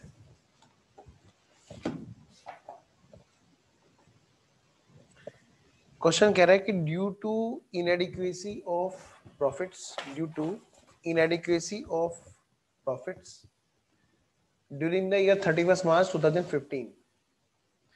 भाई 31 मार्च 2015 को खत्म होने वाला ईयर यानी 14-15 है ना। कह रहे उसमें क्योंकि प्रॉफिट की इनएडिक्वेसी थी, प्रॉफिट काफी नहीं था। अच्छा क्या कहता है क्वेश्चन कि PQR लिमिटेड जो है वो चाहती है 8.5% डिविडेंड देना, वो भी कहां पर से? रिजर्व में से, जनरल रिजर्व में से। वो कह रहे कि भाई हम जो है ना जनरल रिजर्व में से डिविडेंड बांटना चाहते हैं 8.5%। From the following particulars ascertain the amount that can be utilized from general reserve। समझ में आ रही मेरी बात? क्वेश्चन आपसे पूछ क्या रहा है, बताओ बताओ इसमें से कौन सी अमाउंट है जो, मतलब कितने रुपए की अमाउंट है जो जनरल रिजर्व में से यूजेबल है। मतलब आपसे डिविडेंड का रेट नहीं पूछा, आपसे बस ये पूछा है कि कितनी अमाउंट है जो कि यहाँ पर जनरल रिजर्व से हम मैक्सिमम टू मैक्सिमम यूज कर सकते हैं। मतलब स्टेप नंबर 1 और 2 पूछा है बस। लेकिन मैं चाहता हूं अगर इस क्वेश्चन में सारी बातें आ जाए तो क्यों ना हम लोग कंप्लीट करें, ठीक है ना। सिर्फ उतना नहीं जितना क्वेश्चन में पूछा, हम थोड़ा सा और आगे बढ़ जाए। तो आइए जरा। अच्छा प्रिंस कुछ कहना चाहता है, लोगो प्रिंस। हाँ जी प्रिंस बोलो। सर ये जो हमारी जो बुक है इसमें तो डिक्लेयर 10% कर रहा है कि वो 10% करना चाहता है। कहाँ पे? सर जो आपने हमारी जो इंस्टीट्यूट की बुक है। इंस्टीट्यूट की बुक है, अच्छा। तो कोई बात नहीं, 10% ले लेते हैं। एक्चुअली क्या है ना कि ये अभी जस्ट पिछले अटेम्प्ट का क्वेश्चन है। कोई बात नहीं, आप इसको 10 लेना चाहो 10 ले लो, कि वो चाहता है वांट्स टू डिक्लेयर 10%। उससे कोई ओके फर्क नहीं सर। पड़ने का, मतलब क्वेश्चन सिर्फ चेंज हो गया। चलिए ऐसा कर लेते हैं, वो चाहते हैं कि 10% डिस्ट्रीब्यूट करें। तो अब इसमें हमें क्या करना है, अब हमें देखना है सबसे पहले कि वो रिजर्व से कितना यूज कर सकते हैं, है ना। कुछ तो हमारे से इतना सारा है बस। आइए जी स्टार्ट करते हैं। तो कह रहा है क्या कि भाई ये बताओ, ascertain the amount that can be utilize from general reserve for this purpose. बेटा कैपिटल कितने की है बताओ? पेड अप कैपिटल अगर मैं बात करूं तो दोनों के दोनों होंगी कि नहीं होंगी? बिल्कुल होंगी।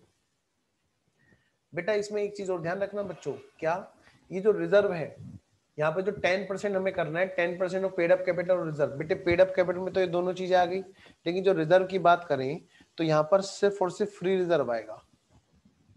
इसमें नहीं आएगा कैपिटल रिजर्व, इसमें नहीं आएगा हमारा रिवैल्यूएशन रिजर्व। समझ में आ गई मेरी बात? क्या कहा मैंने? आई रिपीट, बेटा यहाँ पर फ्री रिजर्व आएगा, ना कि कैपिटल रिजर्व या रिवैल्यूएशन रिजर्व। रिवैल्यूएशन रिजर्व तो उससे तो वैसे भी प्रॉफिट डिस्ट्रीब्यूट नहीं हो सकता। यहाँ पर जो भी बातें होंगी वो सिर्फ और सिर्फ फ्री रिजर्व को काउंट करने वाली बातें होंगी, क्योंकि हमारा लो यही कहता है 10% of paid up capital plus free reserve. तो आइए जी स्टेप बाय स्टेप आगे बढ़ते हैं, स्टेप बाय स्टेप। तो सबसे पहला स्टेप, स्टेप नंबर फर्स्ट, लिखिए बेटे आंसर। तो मैं अभी फिलहाल जो नंबरिंग दे रहा हूँ क्वेश्चन की, वो मैं इसी के अकॉर्डिंग दे रहा हूँ जो मैंने आपको यहाँ पर बुक दिखाई है। क्वेश्चन नंबर 2 है ये, है ना। क्वेश्चन नंबर 2 ही मैं यहाँ पर आंसर में लिख रहा हूँ, आंसर नंबर 2। लिखिए बेटे, कैलकुलेशन ऑफ, भाई मैं आगे तक लेके जा रहा हूँ, खाली वहीं तक नहीं बात कर रहा, खाली रिजर्व यूज करने तक, है ना। Calculation of maximum dividend rate. Step number first, सबसे पहला स्टेप क्या था जी? Step number first, maximum withdrawal from reserve कितना हो सकता है जी रिजर्व से निकालने वाली बात, कितनी हो सकती है? आइए जी, लो ने बताया 10% हो सकती है बस। 10% भी किसका? ऑफ पेड अप कैपिटल और प्लस फ्री रिजर्व। सिर्फ फ्री रिजर्व को बोला है इसने कि फ्री रिजर्व और पेड अप कैपिटल दोनों को जोड़ दो, उसका जो 10% होगा बस इतना ही हम पुराने वाले रिजर्व में से निकाल सकते हैं। लो जी 10% ऑफ। बेटा पेड अप कैपिटल इस क्वेश्चन में कितने की देख लें जरा। Paid up capital, paid up capital में एक बड़ा डाउट रहता है बच्चों का, इक्विटी को जोड़ेंगे या प्रेफरेंस को जोड़ेंगे या दोनों? बेटे दोनों, भले ही हम इक्विटी का डिविडेंड रेट डिसाइड कर रहे हो लेकिन दोनों जुड़ेंगे। तो भाई 1,10,00,000 प्लस 15,00,000, ये तो हो गई जी paid up capital, plus free reserve and surplus. कितना है बेटा फ्री रिजर्व एंड सरप्लस? 25,00,000। लो जी टोटल करो, 1,10,00,000 प्लस 15,00,000 प्लस 25,00,000 इसका 10%, यानी कि 10% ऑफ 150,00,000, 1,50,00,000, यानी बेटे कितना आ गया जी ये? 15,00,000। 15,00,000 की अमाउंट है जो ज्यादा से ज्यादा निकाली जा सकती है, कहां से? रिजर्व से। ठीक है जी। स्टेप नंबर 2, दूसरी condition, step number 2, step number 2, step number 2 क्या कहते हैं कि भाई आपको minimum balance to be kept in reserve कितने का रखना है? ध्यान रखना बेटे फ्री रिजर्व की बात हो रही है कि भाई ये देखो, पहले तो देखो बैलेंस है कितने का। बैलेंस बिफोर विड्रॉल 25,00,000 का तो बैलेंस है जी। सबसे पहली बात, फ्री रिजर्व में कितने का बैलेंस है बेटे? 25,00,000 का। अब 25,00,000 में से कितने का हमें मेंटेन करना है? Minus balance to be maintain, कितने का मेंटेन करना है जी? हाँ जी, कितने का मेंटेन करना है देखो जरा भाई। 15% ऑफ पेड अप कैपिटल है जो हमें मेंटेन करना है। बच्चों पेड अप कैपिटल कितने की होगी? 110,00,000। 15% ऑफ 110,00,000 यानी कि निकालना जरा, 110,00,000 का 15%, ये हो गया जी हमारा 110 का। क्यों? दोनों है ना पेड अप कैपिटल में, तो ये भी आएगा ना 15। हाँ 15,00,000 भी तो आएगा, यानी कि 125,00,000 का 15%। बेटे 18,75,000 यहाँ पर मेंटेन करना है। इसका क्या मतलब होता है कि आप बाकी का निकाल सकते हैं। बताओ जी कितना निकाल सकते हैं मैक्सिमम टू मैक्सिमम? 6,25,000 है जो मैक्सिमम टू मैक्सिमम निकाल सकते हैं, ऐसा हमारी सेकंड कंडीशन कहती है, स्टेप नंबर 2। तो स्टेप नंबर 1 कहता है कि आप 15,00,000 निकाल सकते हो, स्टेप नंबर 2 कहता है कि आप 6,25,000 निकाल सकते हो। तो ऐसी क्या बात होगी दोनों कंडीशन एक साथ सेटिस्फाई हो जाएंगे। तो स्टेप नंबर 3, स्टेप नंबर 3 बताएगा जी क्या? मैक्सिमम अलाउड विड्रॉल कितने होंगे।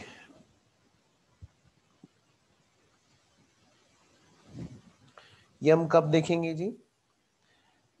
जब हमारे पास में करंट ईयर में प्रॉफिट नहीं है और हम रिजर्व से प्रॉफिट डिस्ट्रीब्यूट करना चाहते हैं, तो कितना रिजर्व हम यूज कर सकते हैं? आओ बेटे आओ। इस कितना है भाई? लोअर, लोअर कितना 1 और 2 का इज इक्वल टू 6,25,000। भाई 6,25,000 का क्या कहा मैंने? 6,25,000 का अमाउंट है जो रिजर्व से विड्रॉ कर सकते हैं। तो बेटा क्या इसमें करंट ईयर का कोई प्रॉफिट या लॉस है? करंट ईयर का, करंट ईयर में कोई प्रॉफिट और लॉस दे रखा है क्या?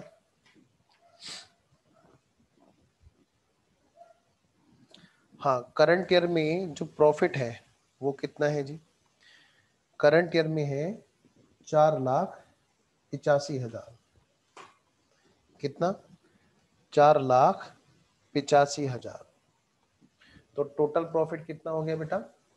टोटल प्रॉफिट 4,85,000 को जोड़ो, 5 और 5 10, 1 और 8 9 और 2 11, 1 और 6 7 और 4 11, 11,10,000। लेकिन ध्यान रहे, क्या सारा डिस्ट्रीब्यूट कर सकते हैं इक्विटी को? नहीं। सबसे पहले यहाँ पे प्रेफरेंस का पेमेंट हटाओ। प्रेफरेंस का डिविडेंड कितना होगा अगर हम लोग देखें? प्रेफरेंस का डिविडेंड भाई कितने की कैपिटल है? कैपिटल है 15 लाख की, उस पर 8% यानी कि 15 × 1,20,000 का डिविडेंड घटाना जरा। ये है वो पॉइंट जो मुझे आपको समझाना था।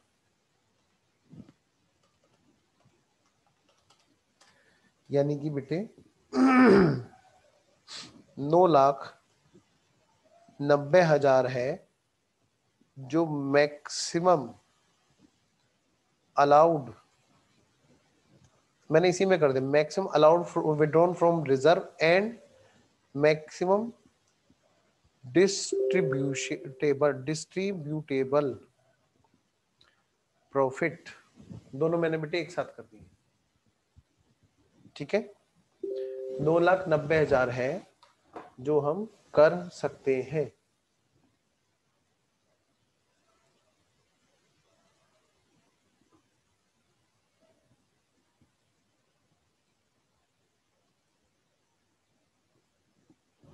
Next step number 4। Step number 4 में हूं, लिखो। एक मिनट, म्यूट कर दिया। स्टेप नंबर 4 लिखो, एक्चुअल परमिजिबल, मैंने अभी स्क्रीन हटाई नहीं है, रेट ऑफ डिविडेंड। हो सकता है आप लोग लिख रहे हो, मैंने इसलिए नहीं हटाई अभी screen. Actual permissible rate of dividend, A और बी जो दोनों में से लोअर हो। शालू का कनेक्शन टूट गया। करूँ जी?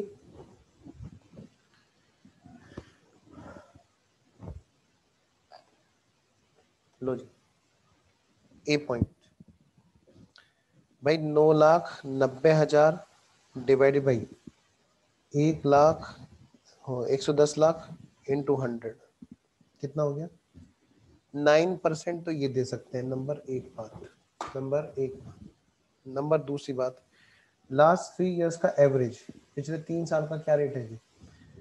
लास्ट 3 इयर्स का डिविडेंड रेट का एवरेज रेट बेटा ये है कितना? 12%। दोनों में से जो कम है that will be maximum allowed. तो लोअर कितना है जी? 9%। ज्यादा से ज्यादा कितना दे सकते हैं बेटे? 9%। नाउ कंक्लूजन, कंपनी क्या चाहती है जी? कंपनी, अच्छा ये है कंक्लूजन। कंक्लूजन क्या? Company can not distribute dividend more than 9%। बेटे 9% से ज्यादा नहीं दे सकती कंपनी। ठीक है जी। अच्छा, इस क्वेश्चन में क्या आपने क्या चेंज कराया था ना कि आपके स्टडी मेट में अब 8.5 का 10% हो गया है, तो कोई बात नहीं, 8.5 का हमने 10 कर दिया। ठीक है, हम बोल देते हैं इसको क्या? Hence company can not distribute dividend rate of 10%। Step 3 बता दूं, अभी बता रहा हूँ शाम में। हाँ नेटवर्क इशू हो गया था। स्टेप 3 तो बेटे स्टेप 1 और 2 का दोनों का लोअर है। और देखो जरा मैं बता देता हूँ। स्टेप नंबर 3 में बेटे लोअर ऑफ दिस वन 6,25,000 और 4,85,000 जो हमारी शुरू के दो इधर से आई थी ना, कितना सॉरी 6,25,000 इन दोनों का लोअर आया था, है ना। अब इसमें से हम क्या करेंगे बेटे, सबसे पहले हम क्या करेंगे, करंट ईयर का प्रॉफिट या लॉस जो भी है वो हम इसमें जोड़ घटा करेंगे। भाई पहले तो कोशिश करेंगे ना करंट वाले में से बटे, फिर जितना जरूरत पड़े उतना रिजर्व में से लेंगे। देखो जरा, अब यहाँ पर कितना अवेलेबल हो गया, इतना। इसमें से हम सबसे पहले क्या करेंगे, प्रेफरेंस का हटा करके तब देखेंगे कि इक्विटी के नाम का कितना बचा। तो इक्विटी के नाम का कितना, 9,90,000। ओके, ये इस क्वेश्चन, इस वाले पॉइंट, इस क्वेश्चन का मेन पॉइंट है। तो ये जो 9,90,000 है, 9,90,000 कितना परसेंट कहलाता है। आओ जी नेक्स्ट स्टेप, स्टेप नंबर 4। 9,90,000 1,10,000 का कितना परसेंट है, 9%। इधर क्या है, ये 12% है, पिछले 3 साल का एवरेज। तो क्या हो गया यहाँ पे 9%। तो 9% से ज्यादा वो नहीं दे सकता जी। अगला क्वेश्चन, एक और क्वेश्चन हमें करना है जी।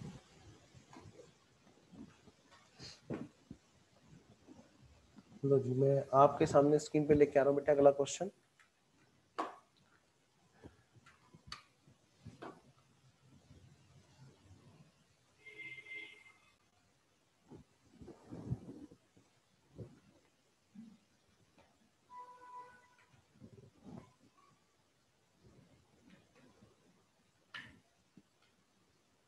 कहाँ गया जी, कहाँ गया वो वाला क्वेश्चन, कहाँ गया।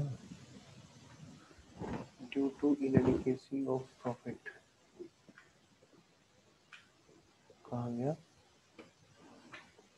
ये भी हो गया, ये भी हो गया, और चलिए अभी वाला क्वेश्चन नहीं है यहाँ पे, कोई बात नहीं। चलो तो ठीक है, कोई बात नहीं, हम लोग ने एक ब्रेक लेते हैं। 5 मिनट का बेटे ब्रेक है।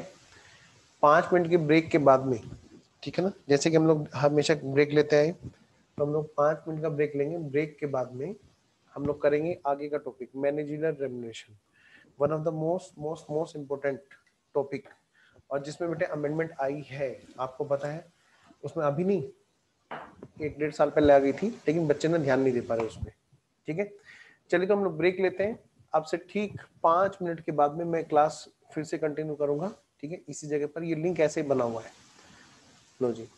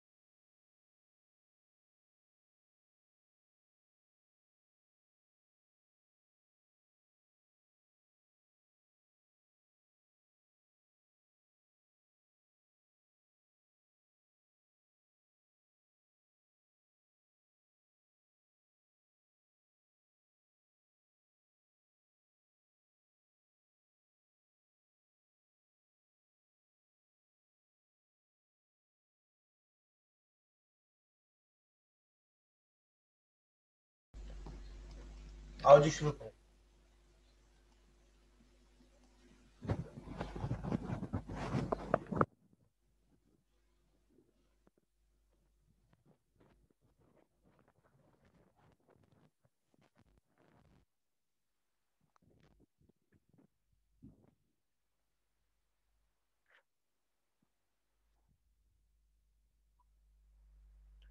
चलिए शुरू करते हैं।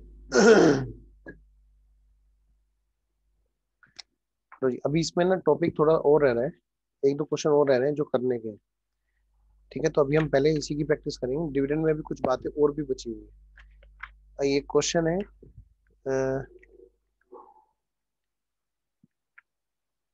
अभी जो हमने क्वेश्चन किया था वो कर लिया क्या? ये वाला कौन से वाला था?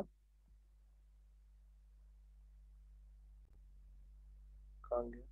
अच्छा चलो आगे बढ़ते हैं। अगला question,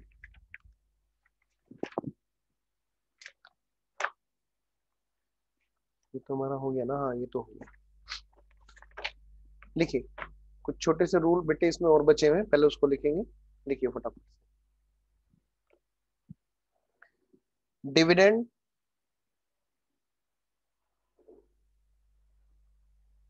on partly paid up, on partly paid up shares. बेटे पार्टली पेड अप समझते हैं आप लोग? जहां पर कॉल तो की हो लेकिन पैसे आए नहीं, जहां पर बेटे कॉल्स इन एरियर्स हो। ध्यान रखना यहाँ पर तीन केसेस हैं।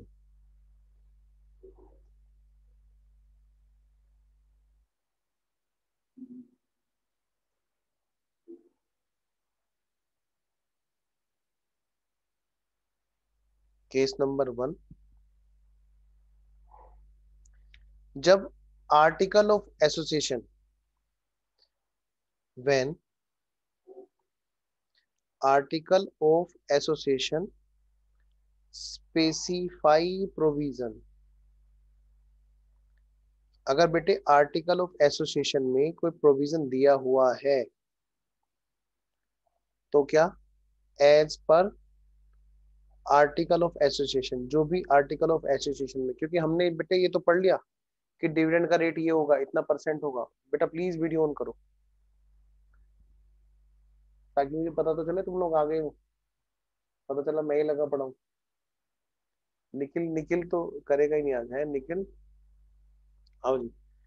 आर्टिकल ऑफ एसोसिएशन ने अगर कोई बात स्पेसिफाई कर रखी है तो जो as per article of association, मतलब बेटे वो जो डिविडेंड का रेट है किस पे निकलेगा, वो किस कैपिटल पे लगाया जाएगा, इस बात को डिसाइड करने के लिए यहाँ पे रूल लिखा हुआ है। Number 2, case number 2, when no provision, जब भाई when AOA is silent, article of association में कोई बात नहीं लिख रखी है, and table F note excluded, और भाई टेबल F को लगाने से मना नहीं कर रखा है, तो यहां पर दो में से कोई एक बात होगी। ये सेकंड वाले में चल रहा है बेटे, अभी थर्ड थर्ड का मैं अलग बना दूंगा। ठीक है ना, ध्यान से सेकंड वाले का ही मैं आगे लिख के जा रहा हूँ। सेकंड वाले केस में ही मैं बात लिख रहा हूँ। अगर आर्टिकल ऑफ एसोसिएशन साइलेंट है, आर्टिकल ऑफ एसोसिएशन में कुछ नहीं कह रखा है, और टेबल F को डिनाई नहीं कर रखा कि भाई टेबल F हम एक्सक्लूड करते हैं, होता है ना। अच्छा, तो ये कहते हैं कि ये बताओ, इफ सम अमाउंट, क्या शेयर पर कुछ अमाउंट पे कर रखी है, some amount has been paid,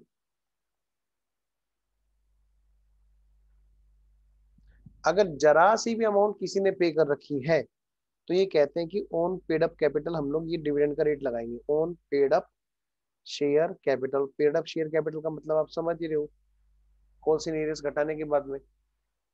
बेटा ध्यान रखना, कई बार फेस वैल्यू पे लगा रहे होते हैं डिविडेंड कैलकुलेट करते हुए, कई बार पेड अप वैल्यू पे निकालते हैं, तो कब कहाँ पे क्या लगाएंगे, इस बात को समझने के लिए मैं यहाँ पर ये टेबल बना रहा हूँ। कसम से इसमें बहुत ज्यादा उलझन रहती है बच्चों को। आप छोड़ो, आप किसी अपने जानने वाले चार्टर्ड अकाउंटेंट से पूछ के देखना। मैं चार्टर्ड अकाउंटेंट हूँ, लेकिन मैं कभी भी चार्टर्ड अकाउंट को क्रिटिसाइज नहीं करता, पर मैं इस बेवकूफी के लिए जरूर कहूंगा कि आप कभी भी किसी अपने यार दोस्त से जो सीए बन चुका हो उससे पूछना एक बार, और मे बी बहुत हद तक चांसेस हैं कि वो सही नहीं बता पाएगा कि डिविडेंड निकालेंगे, हाँ किस पे निकालेंगे, वो यही बोलता रहेगा फेस वैल्यू पे निकालेंगे, या बोलता रहेगा पेड अप वैल्यू पे निकालेंगे। आपके सामने लिख रहा हूँ मैं अपडेटेड प्रोविजन। अगर आर्टिकल ऑफ एसोसिएशन में कोई बात कह रखी है कि फेस वैल्यू पे निकालो, उसी पे निकालेंगे, तो उसी पे ही निकलता रहेगा, चाहे पेड अप कुछ भी हो। अगर ये बोल रखा है आर्टिकल ऑफ एसोसिएशन में कि पेड अप पे निकालो, तो पेड अप पे ही निकलेगा, चाहे कुछ भी फेस वैल्यू होती रहे। अब आर्टिकल ऑफ एसोसिएशन में अगर कोई बात नहीं लिख रखी है और टेबल एफ को एक्सक्लूड नहीं किया गया, तो टेबल एफ लग जाएगी, और टेबल एफ ये कहती है कि भैया अगर जरा सा भी अमाउंट पे कर रखा है तो पेड अप पे, अदरवाइज फेस वैल्यू पे। If no any amount paid, तो ये क्या कहते हैं, अच्छा तो ये क्या कहते हैं जी, खुल जा सिम सिम। तो ये क्या कहते हैं, on nominal value. Nominal value मतलब बेटे face value. Case number 3, when article of association is silent and table F को भी एक्सक्लूड कर रखा है, एक्सक्लूडेड, तो किस पे निकालेंगे, ऑन नॉमिनल वैल्यू।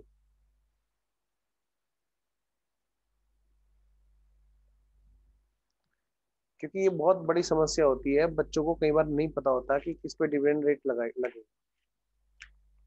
एक क्वेश्चन करते हैं जी, जहाँ पे काफी सारी बातें हमारी क्लियर होंगी। मैं उसको नाम दूंगा एग्जाम्पल का। शुरू करें, आइए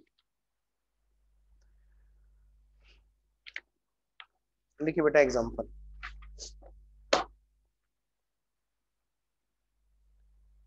तो मैं स्क्रीन पर एग्जाम्पल लेकर के आ रहा हूं।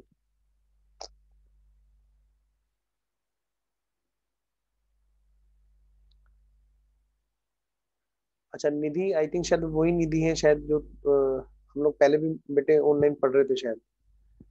निधि तुम वही हो ना? आइए एग्जाम्पल लिखो बेटा फटाफट से। X limited X limited provides you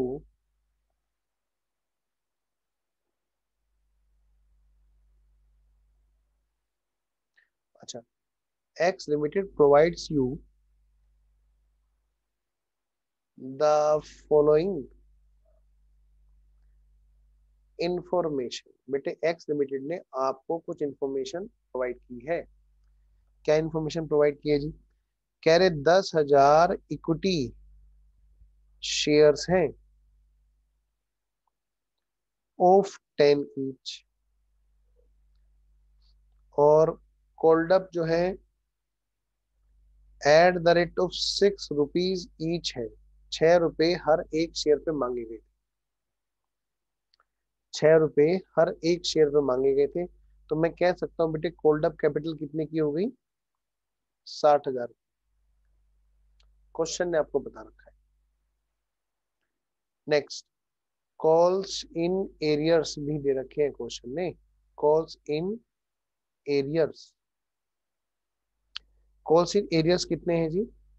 वो है जी 10,000 शेयर्स पर, ना ना 10,000 नहीं, इसने कहा खाली 1,000 इक्विटी शेयर्स ऐसे थे जिन्होंने 2 रुपए पर शेयर की जो कॉल है वो नहीं थी।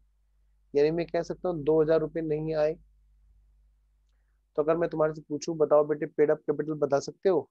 ऑफ कोर्स बता सकते हो। कैसे? कि पेड अप कैपिटल तो कॉल्स इन एरियर्स को घटाने के बाद में आती है। पेड अप शेयर कैपिटल घटा लो, इसमें से ये आ गई 58,000 की। आगे बढ़ते हैं, ये है जी हमारी पेड अप कैपिटल। फिर क्वेश्चन क्या कहता है, plus calls in advance, calls in advance. कह रहा है क्या 500 equity shares at the rate of 3 rupees per share. बेटे आगे कहीं मांगना होगा पैसा, उन्होंने अभी एडवांस दे दिया, तो मैं कह सकता हूँ ओवरऑल 59,500 रुपए हमारी लायबिलिटी में आ रहे हैं शेयर होल्डर फंड में। बोर्ड ये चाहता है, बोर्ड रिकमेंड 10% डिविडेंड। बोर्ड ने 10% का डिविडेंड रिकमेंड किया। अब आपसे क्या कहते हैं जी, यू आर रिक्वायर्ड, क्या रिक्वायरमेंट है जी, क्या रिक्वायरमेंट है, रिक्वायरमेंट है ये क्या, calculate the amount of propose dividend. Propose तो खैर नहीं होगा, होगा तो फाइनल होगा, क्योंकि प्रपोज तो हट चुका है। Amount of dividend in each of following cases. ये कुछ केसेस हैं, इनमें आपको बताना है कि कितना कितना डिविडेंड होगा। ठीक है जी, शुरू करें। वही सारे केसेस होंगे जो अभी हमने लिखे। केस नंबर 1, हेडिंग डालो, if no other information given. मैं ऐसा मान रहा हूं कि आपने नोट कर लिया है। केस नंबर 1, मैं ऐसा मान रहा हूं कि आपने नोट कर लिया है। ठीक है जी, आइए जी, पढ़िए बेटे केस नंबर 1। अगर कोई और इंफॉर्मेशन नहीं दे रखी है तो हम इसको कैसे डील करेंगे। कोई और इंफॉर्मेशन नहीं दे रखी है मतलब बेटे इसका मतलब आर्टिकल ऑफ एसोसिएशन का कोई प्रोविजन नहीं बता रखा है, मतलब हम कह सकते हैं article of association is silent. Article of association silent है और कुछ और नहीं बता रखा, मतलब टेबल एफ एक्सक्लूड नहीं कर रखी है, नोट एक्सक्लूडेड ये भी कहाँ बता रखा है। इट मीन्स, इट मीन्स जो डिविडेंड आएगा कितना है, 10% किसका है, ऑफ पेड अप पे आएगा, पेड अप शेयर कैपिटल पे आएगा। और बेटे इस क्वेश्चन में जो पेड अप है वो कितने की है, 58,000 की। सर किसी ने पैसे फालतू दे रखे हैं, कॉल्स इन एडवांस। बेटे उसके पास फालतू होंगे, राजा आदमी होगा। इसका मतलब ये थोड़ा है कि कंपनी को पैसे की जरूरत थी, भाई कंपनी के पास में वो अपना नोटों का बक्सा छोड़ गए, तो इसका ये मतलब थोड़ा है कि कंपनी को पैसे की जरूरत है। कंपनी तो डिविडेंड उसी को देगी जो उसने पैसा लोगों से मंगवाया, जिसको कि उसने आगे इन्वेस्ट करके पैसा कमाया। ठीक है, interest on calls in advance देगी कि नहीं देगी ये एक अलग पॉइंट है। हाँ, ये नहीं देगी, डिविडेंड नहीं देगी उसको। केस नंबर 2, अगला heading, if article of association says on nominal value. जब आर्टिकल ऑफ एसोसिएशन ने बोल ही दिया फिर तो सोचने वाली बात ही नहीं।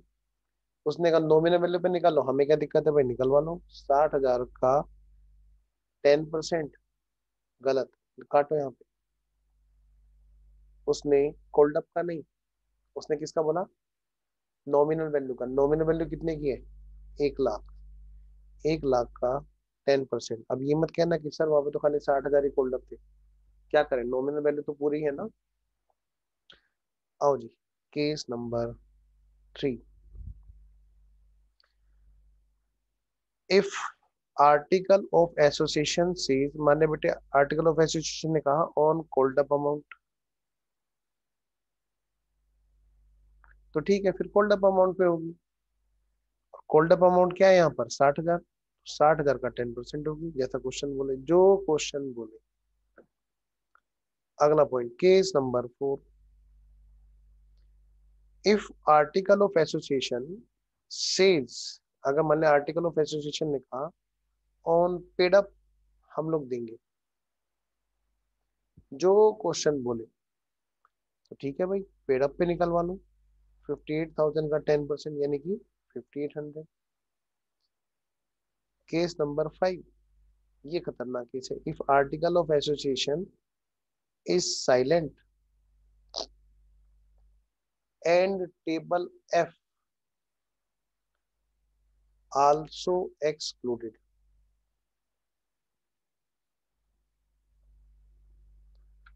टेबल एफ भी एक्सक्लूड कर रखी है, तो बेटे किस पे निकलेगा हमेशा, फेस वैल्यू, नॉमिनल वैल्यू पे। लिखिए जी,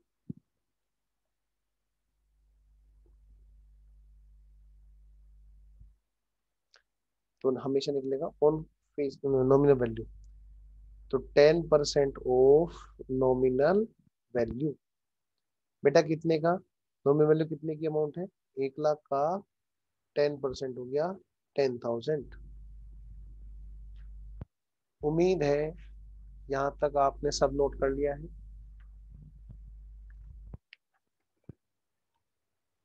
बेटे डिविडेंड वाली सारी बातें हमारी पूरी हुई।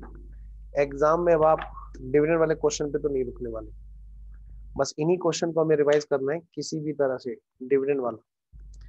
ठीक है जी, आइए शुरू करते हैं हम लोग। छोटा सा टॉपिक है, बड़ा प्यारा टॉपिक है, बड़ा इंपॉर्टेंट टॉपिक, मैनेजरियल रेमुनरेशन। चलिए 2 मिनट का ब्रेक चाहिए, एक अर्जेंट कॉल है, बता।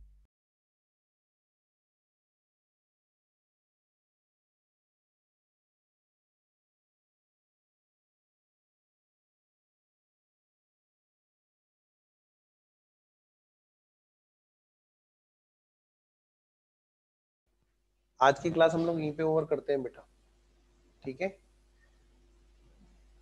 प्रिंस, समय, शानू, निखिल, आवाज आ रही है तुम्हें बच्चों?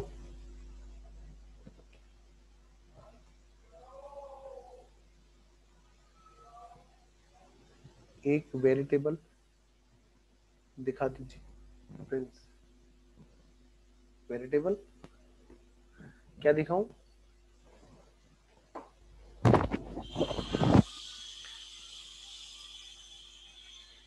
टेबल दिखा दो, टेबल। अरे ऐसा मत करो, ये ऊपर के रूम की हालत है। एक मैं रिकॉर्डिंग ओवर कर दूं, ठीक है भाई, जो बच्चे रिकॉर्डिंग में देख रहे होंगे उनके हिसाब से क्लास ओवर है।